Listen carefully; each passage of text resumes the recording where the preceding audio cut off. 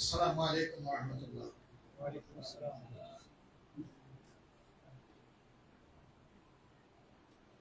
আপনারা সাংবাদিক বন্ধুরা আজকে যারা এখানে সমবেত হয়েছে, আমরা আমাদের প্রিয় সংগঠনের পক্ষ থেকে আপনাদেরকে অভিনন্দন জানাচ্ছি। একই সাথে I like to welcome again to our honored guest, His Excellency, the Ambassador of Republic of Korea and his colleague also. সম্মানিত বন্ধুগণ, ইতিমধ্যেই আমাদের সংগঠনের নায়েবে আমির জনাব ডক্টর সৈয়দ আব্দুল্লাহ মোহাম্মদ তাহের আপনাদেরকে বলেছেন যে আমরা একসাথে বসেছিলাম, কিছু সময় আমরা একসাথে কাটিয়েছি, দুই দেশের স্বার্থ সংশ্লিষ্ট বিষয় নিয়ে আমরা কথা বলেছি। পাশাপাশি আগামীতে আমাদের এই দুই দেশের সম্পর্ককে আরো কিভাবে একটা চমৎকার পর্যায়ে নিয়ে যাওয়া যায় সেই বিষয়ে আমাদের অভিব্যক্তি উভয় আমরা ব্যক্ত করেছি। একই সাথে সম্প্রতি যে কোনো অভ্যুত্থান হয়েছে এবং একটি কর্তৃত্ববাদী সরকারের বিরুদ্ধে এদেশের কোনো মানুষের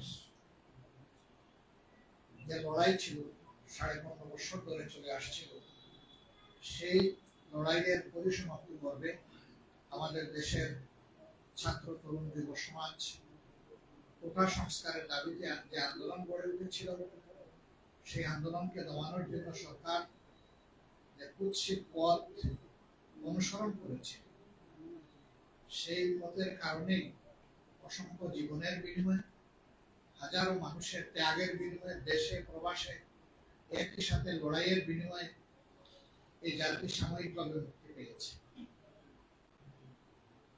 এই পর্বে বাংলাদেশ কিভাবে সামনে দেশের জনগণের উন্নতি, নিরাপত্তা এবং অগ্রগতি নিয়ে বিশ্ব সম্প্রদায়ের সাথে কাজ করতে পারে, বিশেষ করে বাংলাদেশ এবং কোরিয়া এই ক্ষেত্রে তাদের পার্টনারশিপকে আরো কিভাবে উন্নত করতে পারে সেই বিষয়গুলি আমরা আলোচনা করেছি।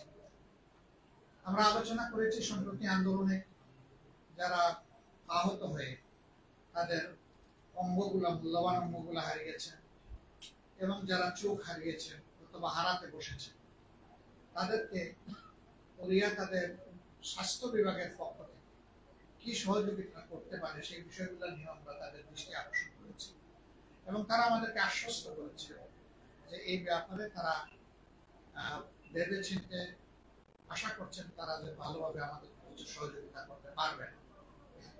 এই মুহূর্তে এই সহযোগিতাটা আমাদের বড়ই প্রয়োজন, নইলে অনেকগুলো জীবন আজীবনের জন্য পঙ্গু এবং বিপর্যস্ত হয়ে যাবে। আমরা আমাদের দেশের ডেভেলপমেন্টে তাদের যে স্কিল অভিজ্ঞতা সেটাকে কিভাবে আরো বেশি আমরা পেতে পারি সেই বিষয়গুলো নিয়ে আমরা আলোচনা করেছি। একই সাথে কোরিয়াতে বসবাসরত বাংলাদেশিরা আরো কিভাবে বড় অবদান রাখতে পারেন এবং এদেশ থেকে আরো বেশি স্কিল ওয়ার্কার কোরিয়ায় যেতে পারেন সেই বিষয়গুলো আমরা আলোচনায় এনেছি। আমাদের আলোচনা অত্যন্ত চমৎকার হয়েছে, সন্তোষজনক হয়েছে, আমরা আশ্বস্ত হয়েছি। তাদেরও কিছু কথা ছিল, সেগুলো আমরা মনোযোগ দিয়ে শুনেছি এবং সেই জায়গাগুলো আমরা পরিষ্কার করার চেষ্টা করেছি। আমাদের মনে হয়েছে যে তারা পুরোপুরি কনভিন্সড হয়েছেন আমাদের কথায় এবং আমাদের সমাজ প্রেক্ষাপট সম্পর্কে আমাদের কাছ থেকে তারা একটা স্পষ্ট ধারণা পেয়েছে। তা আমরা আবারও আমাদের দেশে কোরিয়ার যে মাননীয় রাষ্ট্রদূত আছেন তাকে আমরা আমাদের অন্তরের অন্তঃস্থল থেকে আমরা কৃতজ্ঞতা জানাচ্ছি। 15.5 বছর আমাদের উপর তাণ্ডব চলার পরে এই অফিস খুলে বসেছি আমরা মাত্র 2 মাস। এই অবস্থায় তারা আমাদেরকে দেখতে এসে আমাদেরকে সম্মানিত করেছেন, এই জন্য আমরা তাদের কাছে কৃতজ্ঞ, আমরা ধন্যবাদ জানাই। একই সাথে আমরা আশা করি দুই দেশ আগামীতে পারস্পরিক শ্রদ্ধা এবং সহমর্মিতার ভিত্তিতে আরো বেশি সামনে এগিয়ে যাবে।